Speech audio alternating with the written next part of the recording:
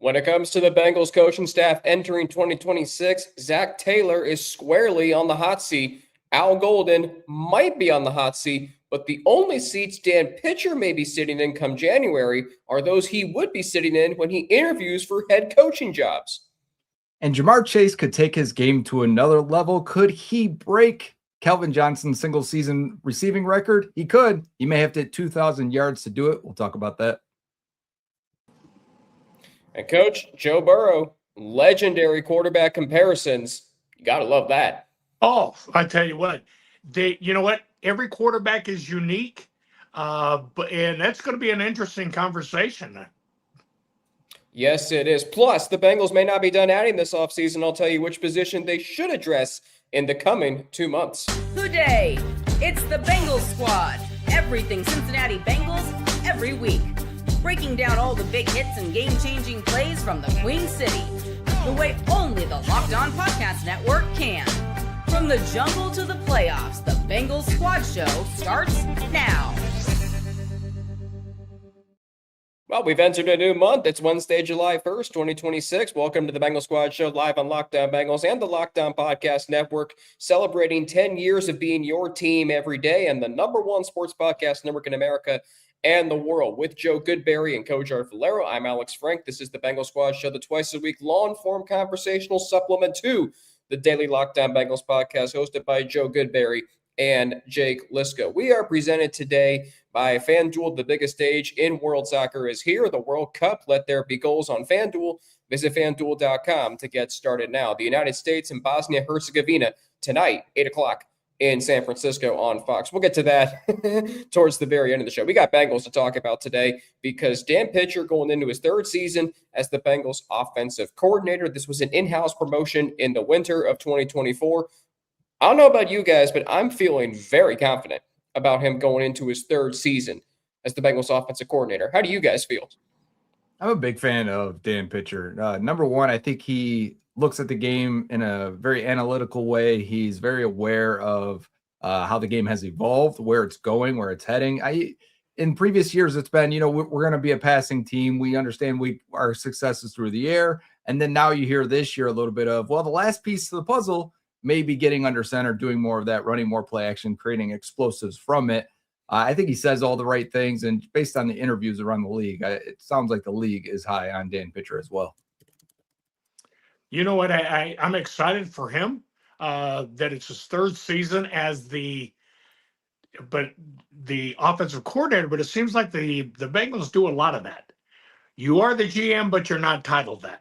All right. You're titled that, but you're not the offensive coordinator. This is still Zach Taylor's offense. And when he turns over that play calling duty, not just during the preseason, but actually during the season, now he can take total ownership in it. And now you can really see what Dan Pitcher's all about. Well, Dan Pitcher does have a lot to do with this offense in the week leading up to the games and even during the games. It's just ultimately that Zach Taylor is the one calling plays. I see your point there, Coach. The Bengals offense the last 2 years, they were top 10 in both points and yards in 2024. They were 12th in scoring last year, 17th in yards in 2025. But the main reason why I'm so confident in Dan Pitcher is because you look at what the Bengals did last year with three different starting quarterbacks. They scored 30-plus points in 3 straight games without Joe Burrow, with Joe Flacco starting. That was after an in-season trade, something they don't normally do, the Bengals. Prior to last year, they didn't. And then also, if you really want to throw this in there, they did score 24 points against the Lions in Week 5 with Jake Browning. So those two elements suggest that Dan Pitcher is well on his way as an offensive coordinator, and maybe next year or in the very near future after that as a play caller elsewhere or as a head coach. But, Coach, to your point, you may want to keep him in the building. Oh, there's no question. You know what? I think Dan Pitcher has shown that he's earned that right to be able to move up, excuse me, to where it promotes himself as the kind of coordinator that other people are looking. Having come from a system like that there are people with titles, but yet the head coach is still calling plays, none of those guys ever move on. to be head coaches or offensive coordinators in other systems. So, but you know what? And I mentioned it quite a ways back. We were talking about the Zach Taylor hot seat. I think that Dan Pitcher is an example because, I think Zach Taylor's one of his biggest attributes right now is his familiarity with Joe Burrow. Well, if you're going to get rid of Zach Taylor, nobody better, because Joe Burrow doesn't want to change systems year 9, is Dan Pritchard.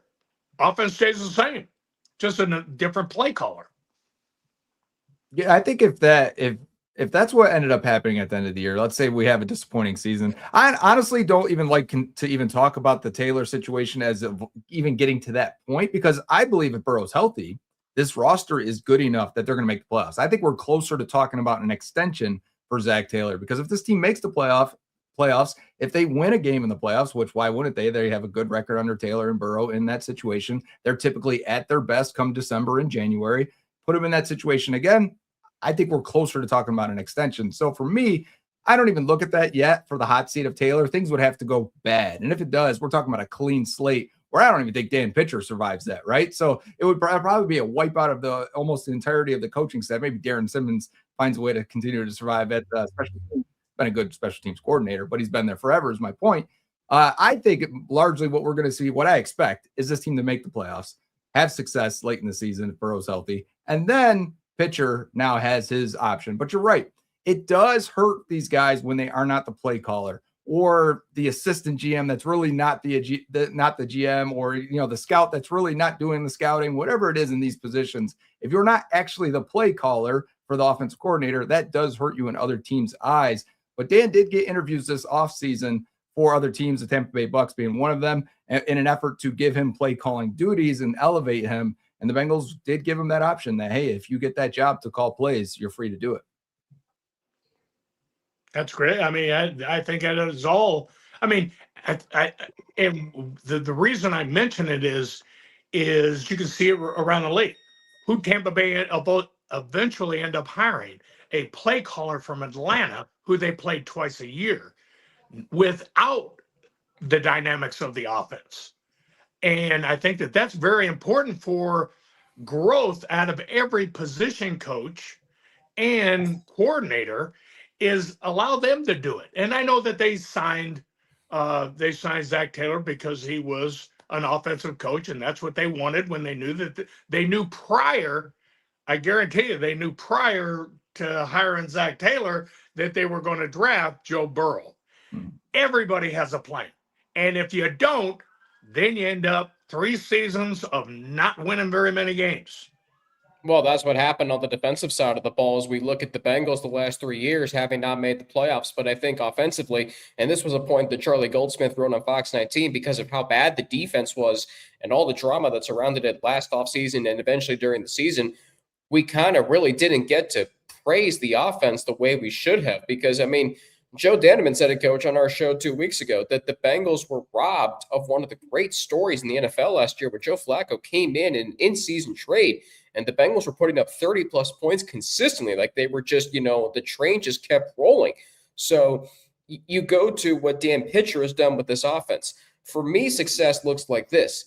If Dan Pitcher's getting head coaching interviews, and yes, he got one with Tampa Bay last offseason, but if he's getting head coaching interviews from organizations like Tampa Bay, or maybe Philadelphia if they decide to move off Nick Sirianni, or San Francisco if they move off of Kyle Shanahan, or if there's elsewhere where they change offensive coordinators. Seattle could change offensive coordinators this upcoming offseason if it doesn't work out with who they hired to replace Clint Kubiak.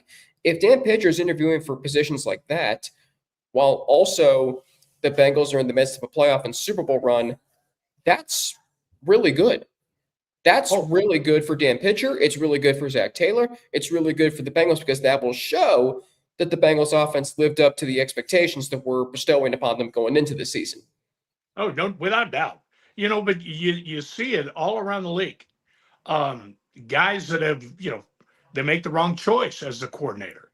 Guys that don't have that ability to go ahead and have called plays and have shown it. That's a part of your resume, not the title, but part of your resume is this is a show me game. And that's what a lot of people football people want to see.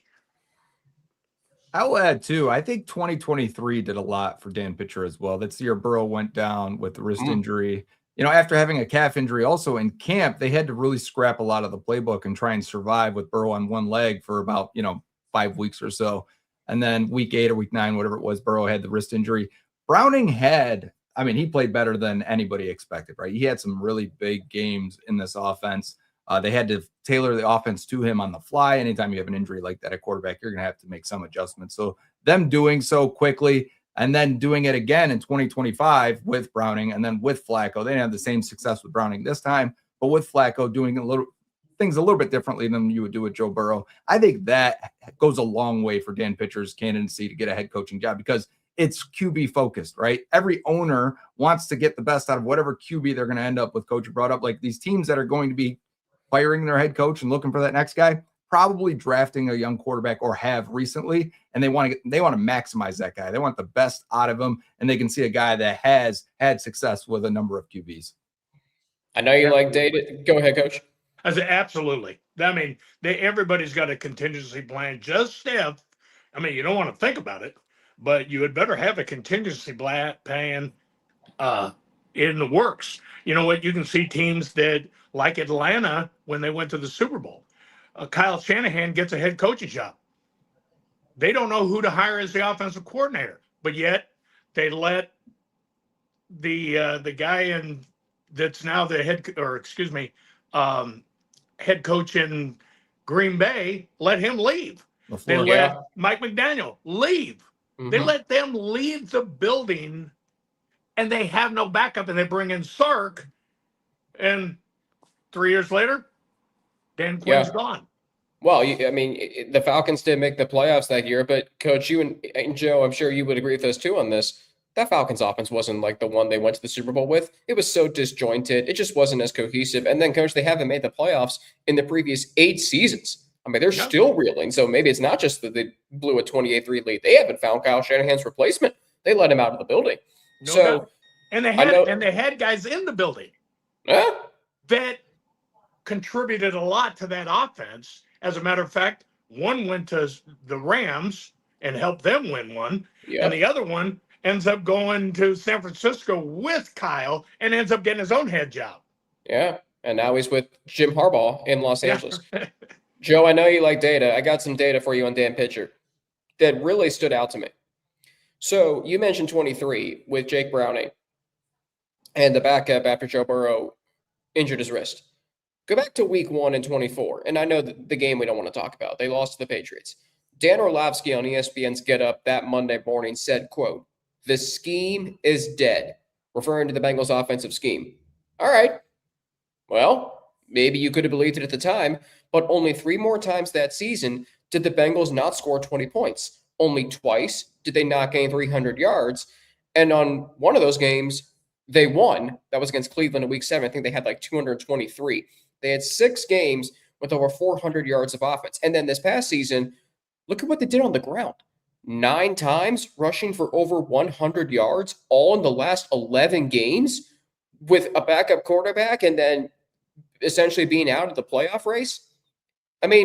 Not to mention the 2 times they didn't rush for 100 yards. It was against the Bears. They scored 42 points, and against the Bills where they scored 34. These are really, really big feathers we're putting in Dan Pitcher's cap here as an offensive coordinator. I like Dan Orlovsky, but this is something that happens all the time where the first couple of weeks the Bengals struggle, right? And I've got my theories on it. If you watch the offenses that always come out hot, you bring up Mike McDaniel, actually, those offenses were always hot in September, and then they're crashing by December. Why is that? Because it's all smoke and mirrors. It's all tricks. It's all, misdirection and play action and trying to manufacture everything. You can't do that for long. The Bengals should probably get a little bit more of that in September. It may help them because defenses start off slower, usually catch up as the season goes. The Bengals, every year in September, we hear this from every analyst that studies the game. They go, oh, they're stagnant. They don't have enough motion. They're not doing this. They're not doing that. It's an archaic offense at this point. It's just drop back and let Joe Burrow save us. And then what happens every single year when it comes playoff time or when it gets to December, and you know what every single team needs, and you're going to be faced this every single time. Your quarterback has to drop back at some point, read the defense, and make the right throw in a clutch situation. And there's no play action there. There's no motion that's going to save you there. There's no high-low read that's going to save you. There's no misdirection that's going to save you. It's your quarterback and his weapons making plays in clutch situations, and the Bengals do that. And they do it as good, if not better, than anyone in the league. And maybe that's a discredit to the offense coordinator because we're just saying it's on the players. But hey, sometimes it's not X's and O's, and it's the Jimmies and the Joes making the plays. So when I hear that stuff, I roll my eyes because tell me again in January. That's why I want to get there so bad. Yeah. Tell me in January what you want. Well, exactly. You know what? And with guys like that, no one holds them accountable. And for their comments earlier, and they need to be held accountable. Hey, if you buy it, if that's what you really believe, tell me why. Tell me why. You don't get a 30-second segment and say, oh, it's the scheme is dead. It's like sitting in the stands and saying they run the same play over and over and over and over and over. They don't. Believe me, they don't. It's so much more to it than what looks the same. You know? Hey, if you want to say it's stale and you got Jamar Chase and you got T. Higgins and you got Joe Burrow, it's not the same. So you got to hold those guys accountable. It's like, oh, it drives a coach crazy when all of a sudden you're walking by because you never listened to them. And all of a sudden you'll hear this. What that guy just say? I don't think so. And then you just keep walking by. But Dan Pitcher, too, I think going back to the stat of they rushed for 100-plus yards 9 times last year in their last 11 games, the Bengals have the threat of a running game. And you look at the other big quarterbacks in the AFC. I was watching a lot of Patriots film this week, Joe, and the one thing that instantly stood out to me was look at how much they believe already in Travion Henderson, who was a rookie last year, and he's poised to have a potentially huge second season with the Patriots. So the Patriots have a running game. The Bills have a running game with James Cook. We know the Ravens do with Derrick Henry. The Chargers want to run the football. So now the Bengals, with their big arm quarterback in Joe Burrow, they have the threat of a running game. Look out for this offense because as Dan Pitcher said earlier this offseason, quote, the analogy I use is the train is moving and it's moving quickly, end quote. Yeah, that's right. Come stop the Bengals offense. You won't. No doubt about it. And the big thing there is those offenses, right? The Patriots, they don't have a T. Higgins or a Jamar Chase, right? So let's just start with the T. Higgins. The Patriots don't have a T. Higgins. But they got A.J. Brown. They do. The Bills don't have a T. Higgins, and they traded for right. Everyone here is making moves at receiver. The Ravens, they don't have a T. Higgins, and none of these teams have a Jamar Chase, right? No, nobody does, right? Jamar's one of one really in this league right now. Maybe Justin Jefferson, or those two are top two. Point being is still defenses are going to choose to stop those guys over Chase Brown in this rushing attack. The Bengals should be able to run it. Why? Because defenses are letting them run it. So you better average 5 yards per carry when they got light boxes all day long. And again, that's not a knock on this team. You should be able to run it. And they were able to last year. That's going to win them more games early in the year, I think, than it would in previous years, because previous years they were so dependent. They were dropping back 40 times to start a season. It's like, maybe we got to get in the flow, get in the rhythm a little bit on offense here. I think the run game is a good way to do that. Absolutely. You know what? I think when you get down to that is like, okay, they had the Patriots, because they had a young quarterback that was really, they weren't quite sure of yet. Mm-hmm. They developed a run game, and that took a lot of pressure off of him because the pass rush wasn't as crazy. You look at when Joe Flacco came in, it was almost as if, you know what? Hey, we want to protect him, so let's develop the run game a little bit more. And now, all of a sudden, you had a running game. So now what do you do when you got your star back there? Do you let him just fling it? Or do you say, hey, let's treat this offense like it was when Joe Flacco was in there and establish the run, the play action, and now the things that Joe Burrow can do because we're throwing it when we want to, not when we have to. Or because and I think that's very big. You know what else, too, though, on that is Joe Burrow has to take a part in that as well because he has so much freedom at the line. And I think he gets to the line sometimes, and they will often, if you listen to the mic'd up stuff, Zach's giving him 2 plays in the huddle, right? So he gets up to the line, and he's going to say, okay, we got an extra guy in the box here. We're going to throw it. If the safety's dropping back and they're only at 6 in the box, we can run it. But there are times these defenses like to toy with Burrow and show him one thing, and then they're going to bail out right at that snap. and he ends up throwing, and there's 8 guys in coverage, and it's like, yeah, we probably should have run it here in this situation. It's going to come up to him. He's got a lot of freedom at that line. I see fans all the time on Sundays. Why didn't they run it more? And I go back, there was 8 plays Burrow checked out of. He's killing it or canning it at the line of scrimmage. And I'm like, yeah, I don't know that, I'm not saying he's wrong for doing that. I'm just saying there was 8 more potential runs called in this game that who knows what would have happened. Yeah, optimal looks. Yep. That's all you want. Yeah. And you know what you have, sorry to cut you off there. You know what you have in Chase Brown. And the Bengals had a running game, or at least some semblance of it, when Joe Burrow came into the NFL in 2020. That Joe Mixon had a very good 21 season. This is as good as I feel about the running game for the Bengals since going into the 2022 season with Joe Mixon. Joe Mixon still had a decent 2022 season and 23. But for me, you look at all the quarterbacks that we've watched throughout NFL history, particularly in the 21st century. Peyton Manning, when he first came in, Peyton Manning had Edgerrin James. Coach, I'm sure you remember going up against those guys. Peyton Manning, and I mentioned him because Joe Burrow, he hit that freedom, Joe, that you mentioned at the line of scrimmage.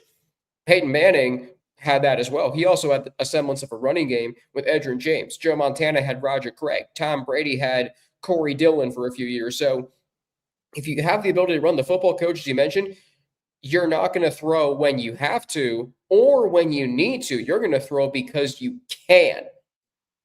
Absolutely. I mean, you want to throw it when you want to. You want, as a offensive coach, you want optimal looks, right?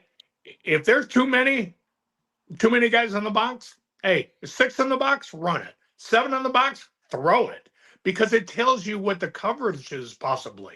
And you know where your matchups are, and that's what this game is. It's about matchups, and you got 2 great guys outside to have to match up too.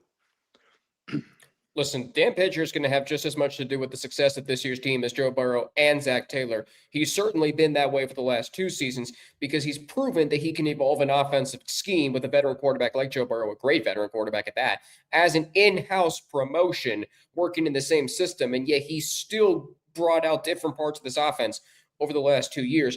That's going to make him very marketable this upcoming offseason if the Bengals are successful this year, if they're in the playoffs, and that does land Dan Pitcher some interviews with some quality teams in the NFL. And then if that happens, in 2 weeks, we'll talk about a name that absolutely should not leave the building that I believe should be the next Bengals offensive coordinator. But that's a topic for 2 weeks from now, because coming up, one beneficiary of Dan Pitcher over the last 2 seasons has been, as we mentioned, Jamar Chase. And the best wide receiver in the NFL now has one national analyst who's not shy about expressing her soft spot for the Bengals, plus a wide receiver legend, comparing Jamar Chase to a Pro Football Hall of Fame wide receiver and all-time great.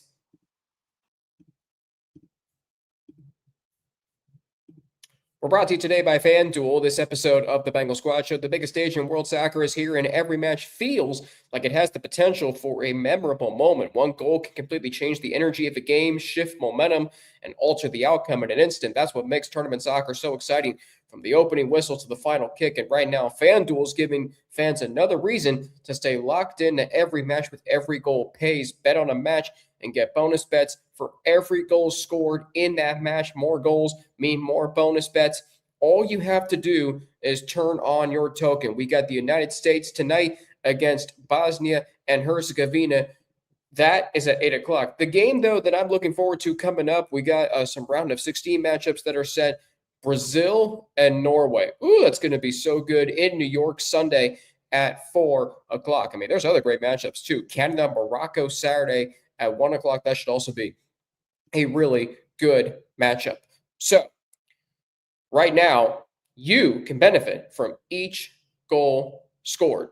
This is what tournament soccer is all about. You never know that one goal that can get you hooked on a match. I remember 2014, David Luiz with a free kick sent it right into the net to give Brazil a 2-0 lead against Colombia. It was in Brazil. That was the year Brazil hosted the World Cup, and their fans were going bananas inside Maracanã Stadium. So from the opening whistle to the final kick, let there be goals on FanDuel. Visit FanDuel.com to get started now.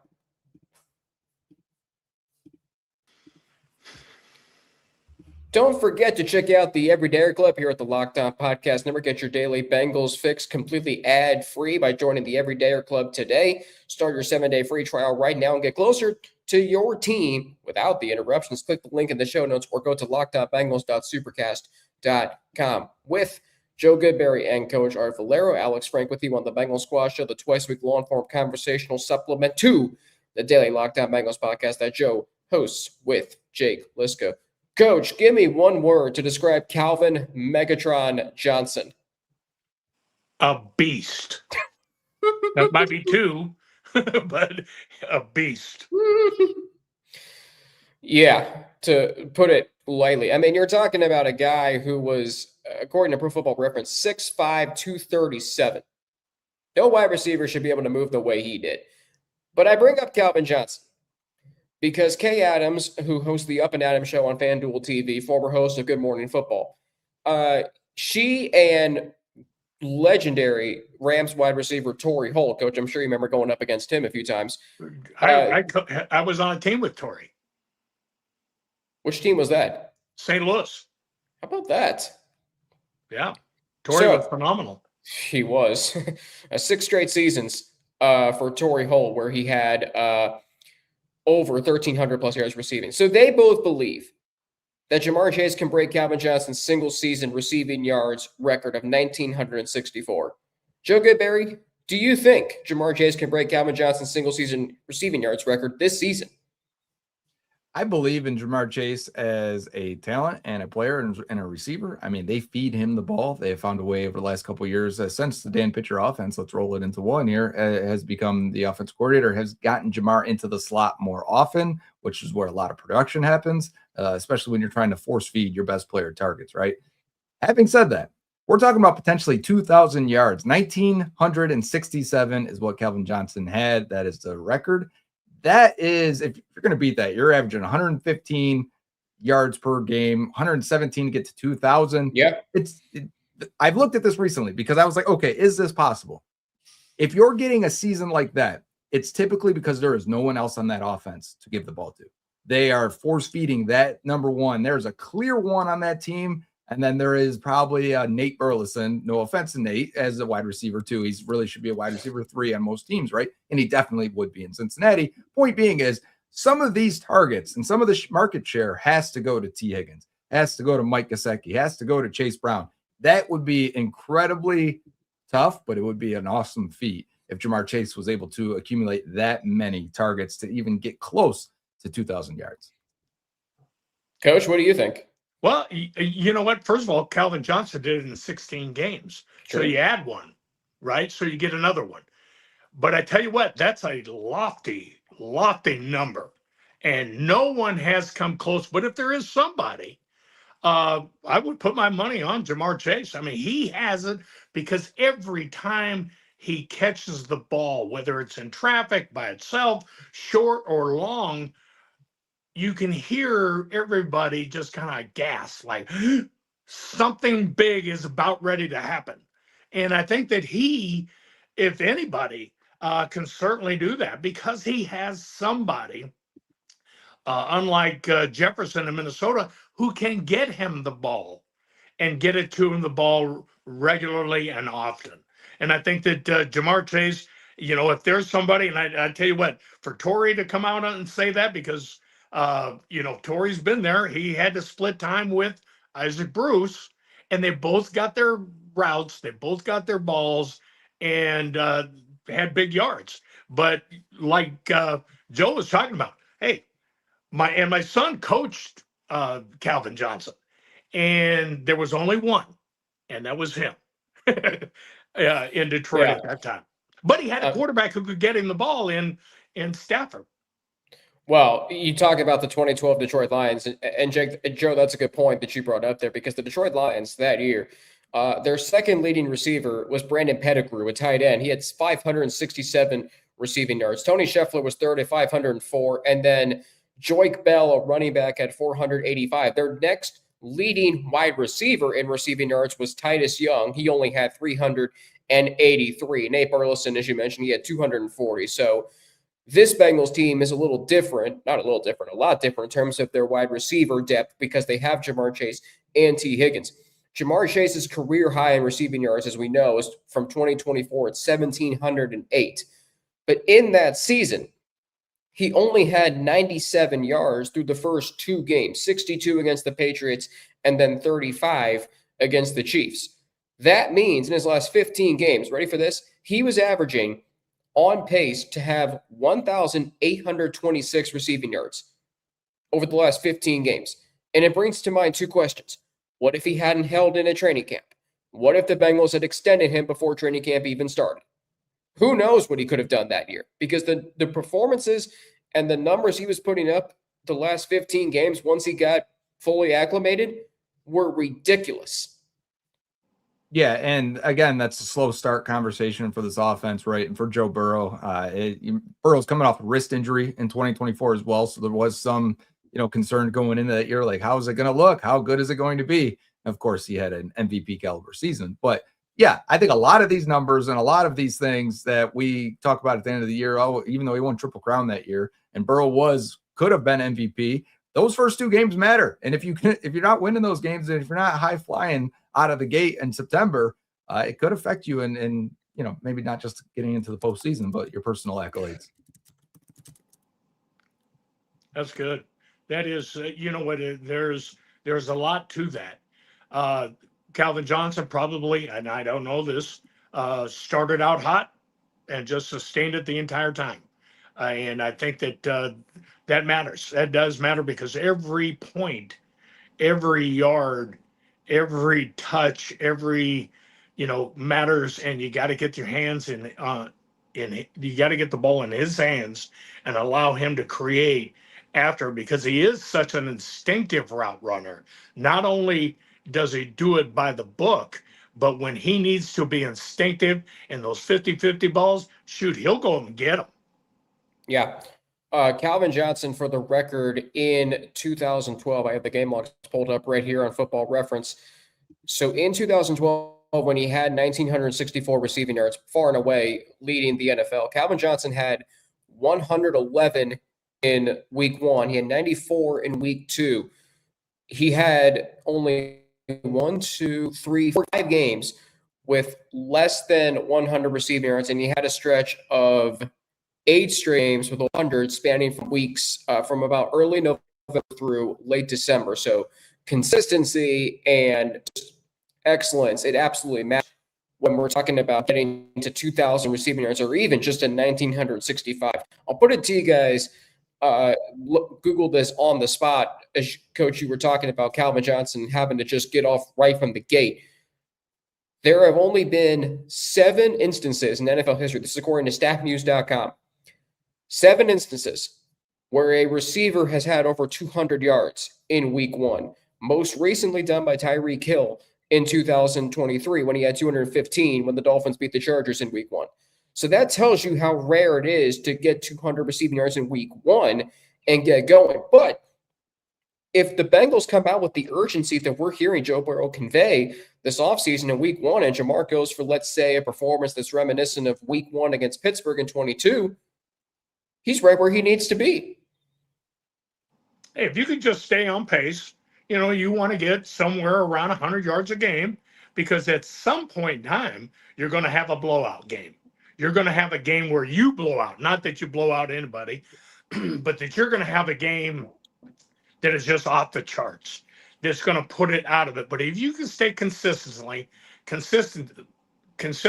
through it, then you got every great chance. And I think that's what Calvin Johnson did. He had some, right around 111. Hey, that's a great day's work. 96 the next, you're still at 100 yards a game. As you start to get familiarized in the defense and find out how guys are going to try to play you as opposed to the other guys on your team, I think that you can do that. Joe, what say you? The one thing to remember here is we are talking about this season 2026 and how the expectations, the pressure that's mounting, also the vibes. Everyone's feeling pretty good going into this year, what this team could accomplish, I think it's real more expectation, what they could, achieve this year because they're good enough. We all recognize that championship is number one goal, but I want people to realize that also players have personal goals, and I think teams want those players to achieve those personal goals as well. So when you hear us talking about this, we're not losing sight of what the ultimate goal is, but these little things, they are things to strive for, and motivation. Every player needs to find that motivation. It could be I want to start my first game. I want to make the roster, whatever it is. It could be lower end, or it could be, you know what, this year I want to set the record for most receiving yards in a season. And for a guy like Ja'Marr Chase is already at the top of the mountain, those things are what push him and get him to the next level. It's not just winning the championships. Everyone wants to do that, of course. Ja'Marr Chase in 2019 at LSU, and I bring this up because Joe Burrow has said that he feels the same way about this year's Bengals team as did about 2019 LSU. Ja'Marr Chase in 2019 had 1,780 receiving yards in 14 games. I don't remember the game he didn't play. I'd have to go back and look. But if you do that, if you do the math, I just did it on the spot. That's an average of 127.1 receiving yards per game. If you do that over 17 regular season games, that's 2,161 receiving yards, which is astronomical in of itself. But we're talking about a guy who, when he first broke into the NFL in 2021, he had 754 receiving yards through his first 7 games, 201 at Baltimore in week 7. That's a pace for 1,831 receiving yards. I mean, it's not impossible for Ja'Marr Chase to do what we're talking about him potentially doing. You read the game capsules and the game notes each week on NFL Communications, and you're seeing Ja'Marr Chase being mentioned with names like Calvin Johnson, like Torrey Holt, like Randy Moss, like Larry Fitzgerald, and, dare I say it, Jerry Rice. I mean, he's had already almost at 7,000 yards through 5 seasons. I mean, we're talking about the best wide receiver in the NFL, bar none, and now we're talking about him setting league records. He's good. He's very good. And, if we could talk about, his skill set and what makes Ja'Marr, because I was on Reddit this morning. I don't know if you guys ever visit Reddit. It can be a very wild place. I have. But Very wild. It can be good. But it was a question in the NFL Reddit. What separates Ja'Marr Chase and Justin Jefferson, basically? What in their skill set they were looking for is the difference between the two. And most everyone was saying Jefferson's a better route runner. And I would agree with that. But for Ja'Marr's case, he is a rare blend of power and strength, especially that lower body strength. His legs are extremely strong, and speed, rare speed, that combo where he can take a screen pass, smoke route, break a tackle, which he breaks a lot of tackles for a receiver. Yeah, and he can go 60 yards off of that because he's the fastest guy in the field. And combine that with not just underneath stuff, but the deep stuff as well. One of the most accomplished deep threats in the league. Burrow's a great deep ball thrower. They've had great connection. I think that helps. But Ja'Marr, with his late hands, really, I think in one-on-one situations when corners, even if they're on him and they're in the right position on a 45-yard go ball, they never get that advantage on him or get the ability to anticipate when that ball is dropping. You got to think of it. If you've never been in a situation, a lot of times your back is to that ball. You don't know when it's coming. You're waiting for that receiver's eyes to widen and his hands go out, and then you're trying to break it up and split his hands if you can. Ja'Marr never gives you that opportunity. He looks calm and cool. You can see it on slow-mo, HD, 4K TVs. He's just going down the field, and at the very last second sticks his hands out and grabs it. Very late hands, and he has mastered that. It's one of his greatest strengths, and I think he has gotten much better as a route runner. I would say Jefferson is better, but Ja'Marr's gotten really good there as well. Hey, both are very, very, very good. Yeah. Great. They are today's top of the line guys. And even to be, got 2 Tigers and they're battling against each other who the best one is. Yeah. And it's crazy. And you know what? But Ja'Marr Chase he continues. I mean, his greatest thing he's got going right now is his durability. The kid, unless it's self-induced, he does not miss a game. No. He does not miss a game. Yeah, he did miss a game with a separated AC joint in 23. That was the only game he missed that year. That was the Week 16 game at Pittsburgh, Joe. I'm sure you remember that game. He did miss 4 games in 2022 with a hairline fracture in his hip. That's about really the only major injury he's had. He still came back and still looked like the Ja'Marr Chase we know. But, Coach, you're right. Over the last 2 years, unless he's been suspended, self-induced, he hasn't missed a game. He has not missed a game. And to your point, Joe, about what you were saying about Ja'Marr Chase and his abilities on the catch and his abilities as a route runner, Richard Skinner said in his rookie season that he reminds him of Steve Smith. And when you mention the name Steve Smith, and Coach, you went up against him twice a year. I mean, you're talking about one of the craftiest, skilled wide receivers in the history of the NFL. Ja'Marr Chase is that. the consistency is amazing. To Coach your point earlier, 3 straight seasons at 100 plus receptions, 2 straight at 125 receptions or more, 3 seasons at 1,200 plus yards. His consistency is just remarkable. He's got 4 seasons at 85 receiving yards per game. That's almost an entire length of the football field. And Joe Burrow, there's a reason. The point is, and Joe, I don't know if I really asked you this in all my years viewing your work. Leading into that 2021 draft, were you Team Chase or were you Team Sewell? So I had both guys as blue chip prospects. I thought both would become exactly what they have become. Having said that, I thought Sewell is harder to find at that age, size, athleticism profile. I mean, for him to be he's going to end up being like a 10-time Pro Bowler, 5-time All-Pro tackle. I think that is harder to find in today's NFL. I think receivers and this next generation with all these 7-on-7 passing camps, receivers every year in the draft are coming out. I think it's very hard to find these linemen that look that clean at that level coming out of the draft. So I sided that way, but I believed both guys would be pretty much what they have been.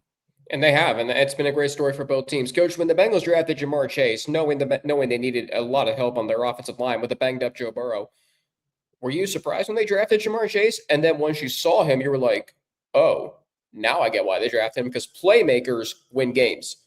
You know what, I was. But then as I started to look at it and I saw the familiarity that Joe Burrow had with him, I mean, they were both going to be great players, and they both are great players. That was a case that you took from not necessarily the best player available, not necessarily for need. You took who your quarterback worked with before and had great success. And then I think that solidified it for them, and they haven't looked back. They have not. No, they haven't. I mean, and not only that, they took Jamar Chase, and now their offensive line is good. Yeah. I mean, it took 5 years, but still, I mean, they got the best of both worlds in that essence right now. So obviously, Joe Burrow has benefited mightily from having his college teammate in Jamar Chase with the Bengals, and for the next few years in the foreseeable future, with Chase getting extended last year. Coming up, which legendary quarterbacks does Joe Burrow most remind you of? I'm going to give you a keyword, a 49ers quarterback.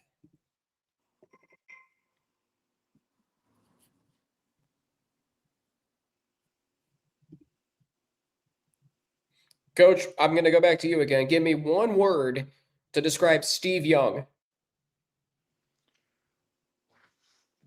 Wow. One word. Patient. Okay. That's an accurate word considering he sat behind one of the greatest quarterbacks in NFL history. Yeah. I'm gonna tell you why Joe Burrow reminds me of Steve Young. And not that just because Steve Young is one of my favorite quarterbacks of all time. By the way, his autobiography called QB that he co-wrote with Peter King, excellent read. I read it 3 years ago. Steve Young, when I think of Steve Young, I think of crafty and I think of gutsy. And I think that's who Joe Burrow is. When you watch Joe Burrow run, he's not going to slide. He wants to get hit.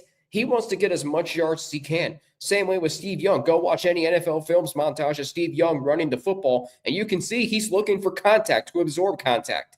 So the first quarterback that I think of that Joe Burrow reminds me of when it comes to great quarterbacks, Hall of Fame quarterbacks, Steve Young. I'll give you mine from when he was coming out of LSU, okay? And I was writing for The Athletic at the time, and I had to come up with comparables. And I did 2 comparables because I think Burrow is a blend of different styles. So number one, I'll explain the first one. I was with everyone else in terms of the spread offense, getting the ball out quick, really good pocket management, accuracy, pinpoint accuracy, to be honest with you, advanced level accuracy, anticipation, really good processing, pre-snap, post-snap. I thought you can see his mind working at an extreme speed. That was the Tom Brady in him, right? In a lot of ways. Because Brady was doing this. He's getting the ball out in 2.2 seconds. He's just peppering middle of the field, hitting these slot receivers. And, he just always knew he could turn checkdowns into 8-yard gains because of the timing and accuracy he would throw to these running backs. I think that's a very underrated thing, and Burrow does that as well. And then the other part was, and this was someone that people weren't thinking of as the other part, Burrow's mobility and playmaking was very similar to Tony Romo. And Romo was one of the best for that generation of creating off script, moving within the pocket, evading rushers, seeing things happen down the field as he bought time to get these balls into the second level, layering them behind linebackers and in front of safeties. And Romo was a playmaker in every way, and an athlete, could play basketball. We've seen him playing golf. He's had a good, successful post-career. But the playmaking aspect that Brady didn't have, not to say that Burrow's better than Brady, obviously, but Burrow had that Tony Romo playmaker in him. How about that? Tom Brady and Tony Romo. And by the way, both of them are now #1 network color analysts. Right. If you want to make that connection. So there's a post-career. Yeah, we'll see Burrow in 15 years, right? Doing the same. Hopefully, Yeah, there you go. 15 to 20. Okay, Coach, you know what mine was? Now, this, I mean, you got to remember, I'm an old dude, but I thought he reminds me a lot of Jim Kelly. Whoa. Nice. Hello. And I think that what Jim was capable of doing, very accurate, could move when he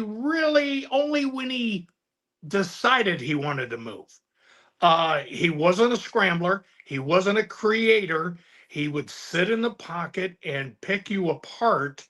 And that was a lot scheme and a lot just his demeanor of how it is. Tough, mentally and physically, extremely tough.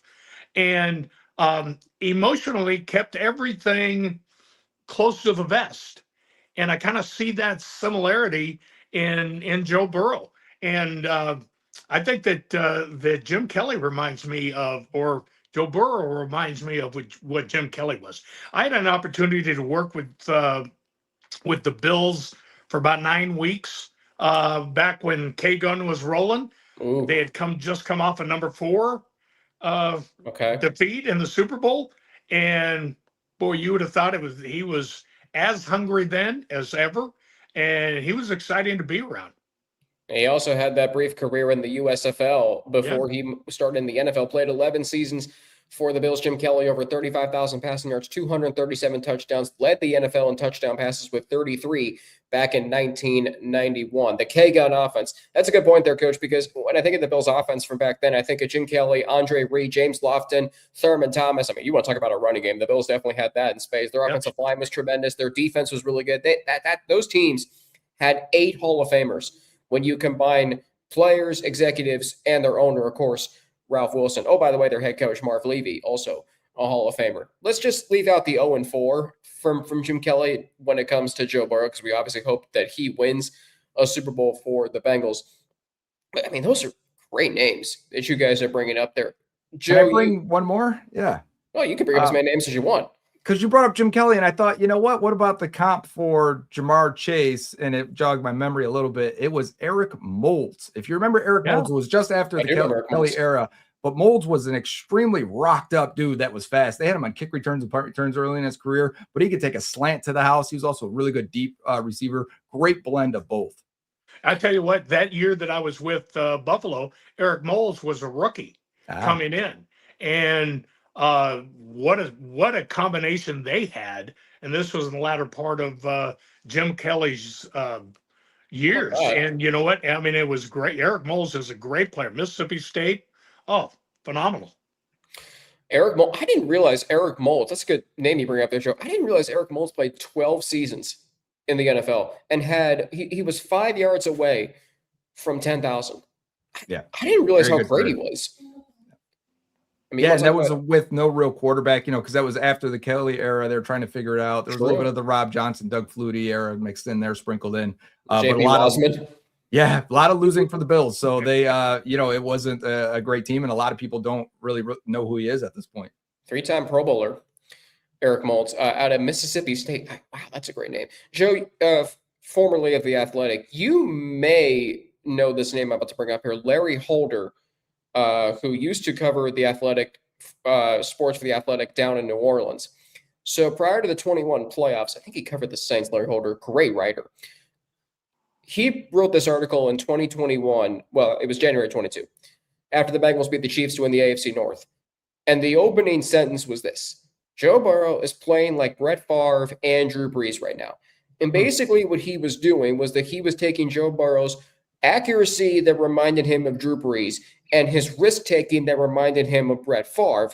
And Joe Burrow was both of those in one. When you mentioned Joe Burrow at that time in his second season, 26 starts into his career, and just over 13 months removed from a torn ACL, in the same sense as Brett Favre and Drew Brees, you know you have someone special at quarterback in Cincinnati. I would like to say, if there's anyone watching that isn't a Bengals fan, and we sound insane right now, bringing up some of the names we are about Joe Burrow, like we're at, off our rocker completely. We understand it's blasphemous, excuse me, to bring up the names of Tom Brady and Brett Favre and Steve Young and Jim Kelly. We understand it.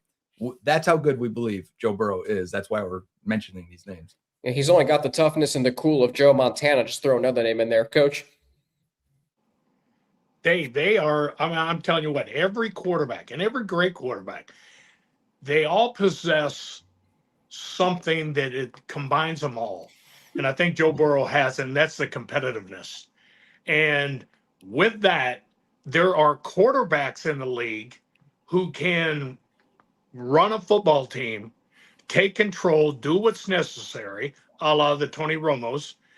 And then there are throwers and guys that just, hey, no matter what, they're going to throw that ball.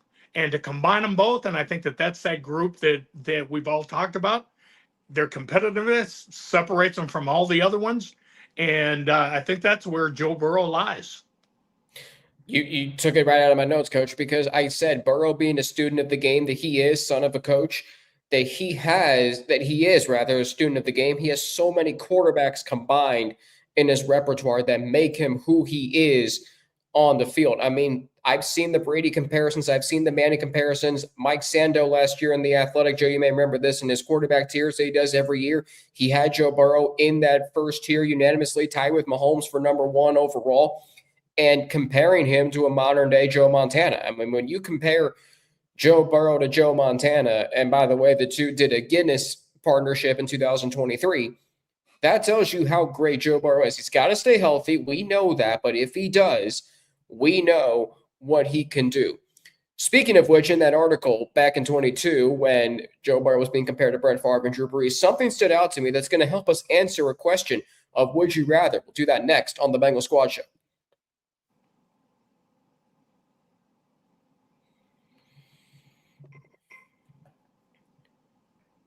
Training camp is 4 weeks from today. The first Bengals training camp practice be at the Kettering Health Practice Fields behind Paycor Stadium Wednesday morning, July 29th. Thursday, July 30th is day 2. I'm hoping to be at both of those. And then, of course, we've got the Bengal Squad Show that Wednesday afternoon right after the first training camp practice. So the Bengals have had a very good offseason. Don't look at what ESPN gave them in their grades. They gave them a C, which I really would love to know who graded them a C. But they've had a really good offseason. But if they were to make another addition, which they could, they made some additions late offseason last year. Would you rather, let me ask both of you this question, would you rather have a veteran linebacker or a veteran wide receiver?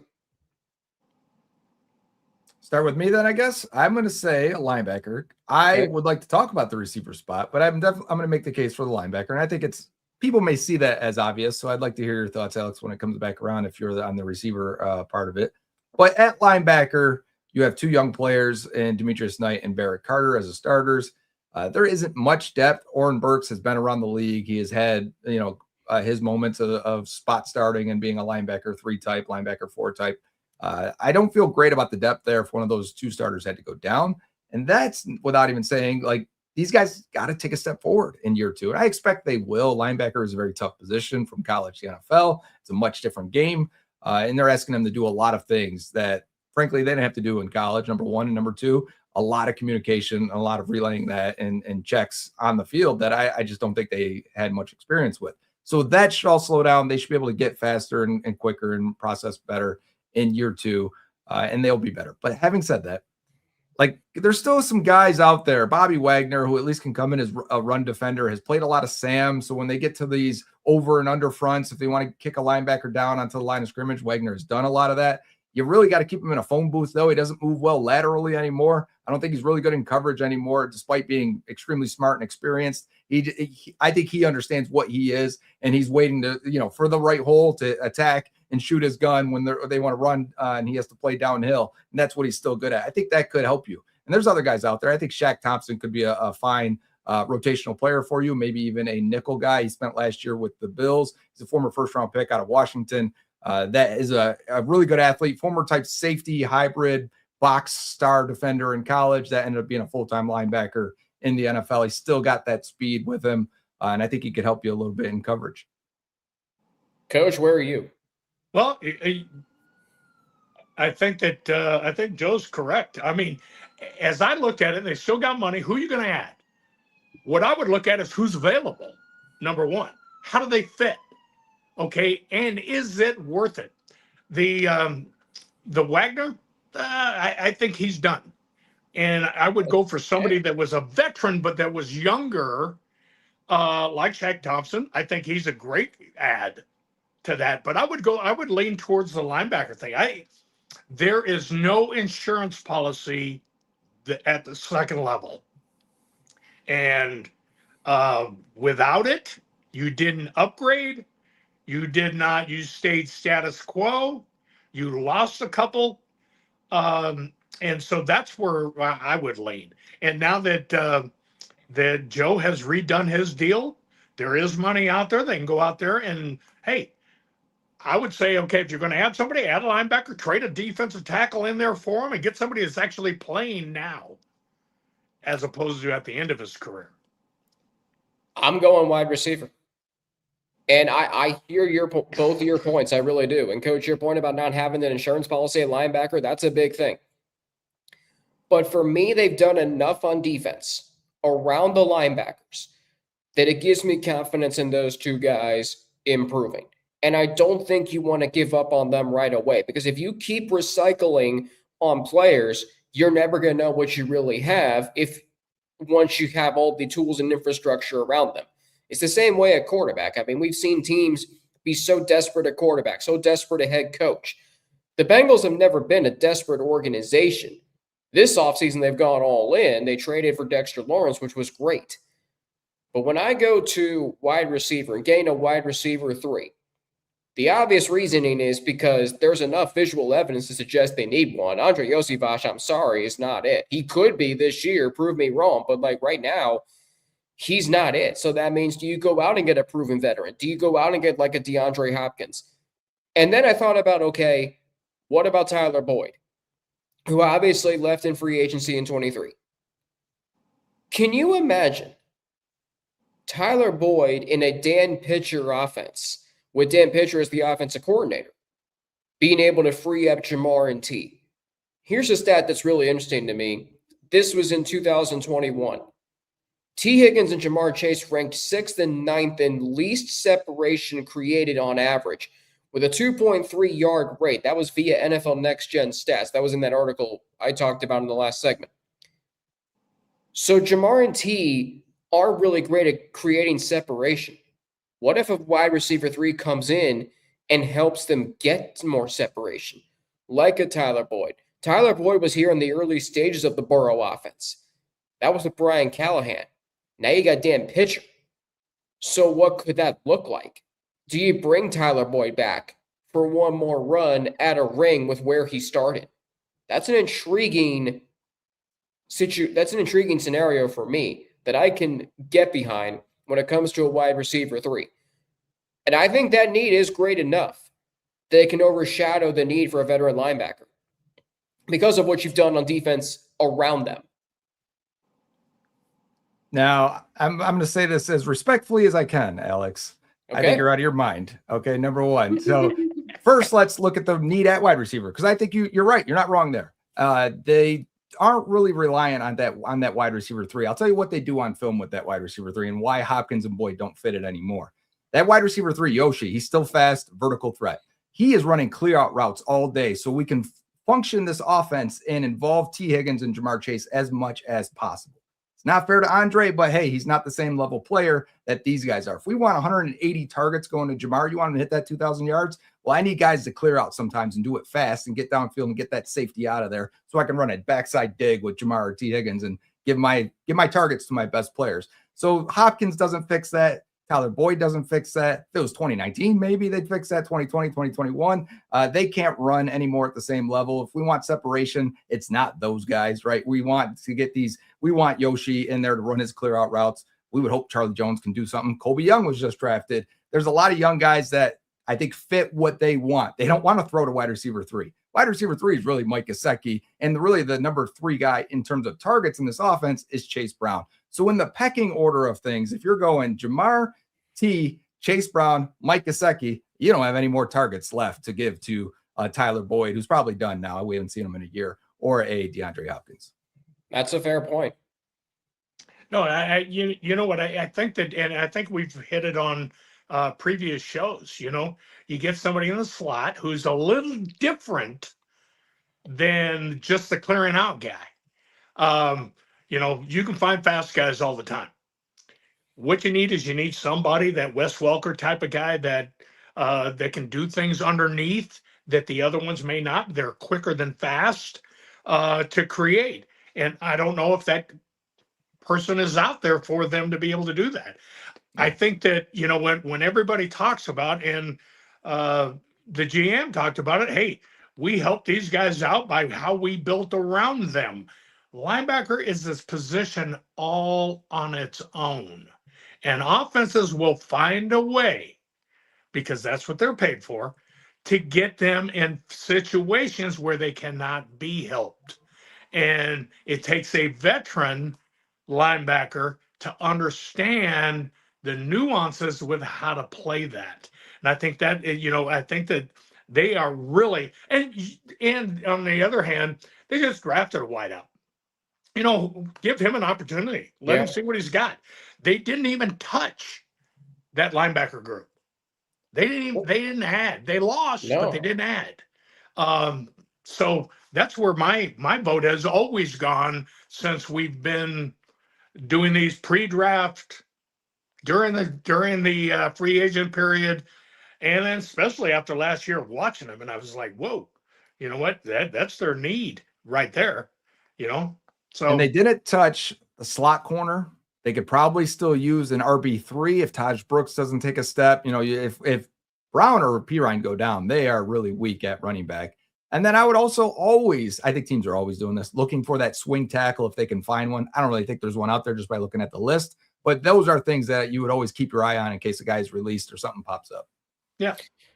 Definitely some positions, not just linebacker, potentially wide receiver 3, that could be addressed as we head into the final stages of the offseason and get ready for training camp, which starts for the Bengals on July 29th. That is going to do it for us here on the Bengal Squad Show on this Wednesday, July 1st. Hope everybody has a great 4th of July weekend, 4th of July celebration. Want to end with 2 things before we go today. Just want to get Joe and Coach your thoughts quickly, because Monday morning on Good Morning America, former Tennessee Titans running back Chris Johnson revealed to Michael Strahan that he has been diagnosed with ALS. And when I saw that, I was just devastated for him. We're talking about one of the great running back seasons authored in NFL history. This guy is 39 years old, and he is now living with this incredibly cruel disease. Your thoughts when you heard the news?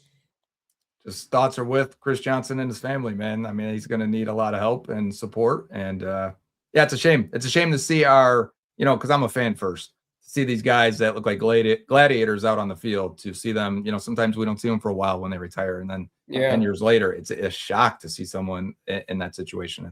I feel terrible. Absolutely. Coach? Crushed. I was with Chris in Tennessee, and I know what kind of human being he is, what kind of person he is, what kind of giving person he is. And I was crushed when I heard it, to the point where I thought it was not right. And then after making some phone calls and calling people, you know what I said? I said, hey, all my best to Chris, his family.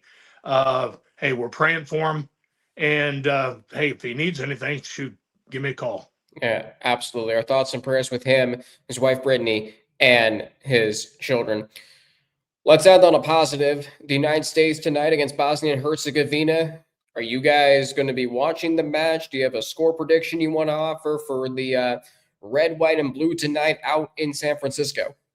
Full disclosure, I haven't watched a minute yet of the World Cup. Wow. I got 3 kids. I'm right in the middle of life and summertime. It is tough. I don't even have cable TV during the off season. I turn cable TV back on when the NFL season starts, when preseason gets going again. Hey, Coach, let's go USA, baby. Yeah, You know what? When this whole thing started, Yes. you know what? There's nothing greater, whether it be the Olympics or the World Cup, especially at home, when you're saying your country is represented and you wear you wear the stripes and the stars because of all of us. And you know what? At the beginning, I wasn't quite sure because I'm not really a soccer fan. But then all of a sudden I saw all the Europeans flock to the United States and have nothing but love for America and its people. And I'm going, that's who they're representing, and throw me on the wagon. I'm all for it. It's bringing the world together, honestly. It's a great point there, Coach. I'll go 2-1 United States tonight.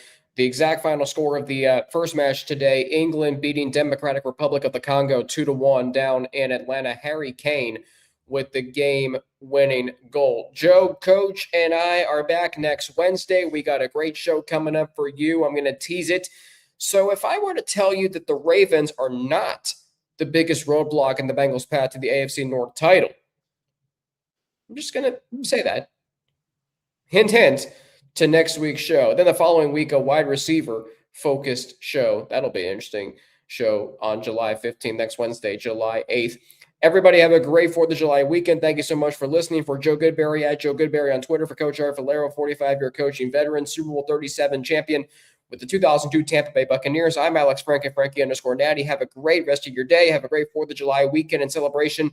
Go USA. And we'll talk to you next week right here on the Bengals Squad Show, part of Locked On Bengals and the Locked On Podcast Network, the #1 sports podcast network in America and the world, celebrating 10 years of being your team every day.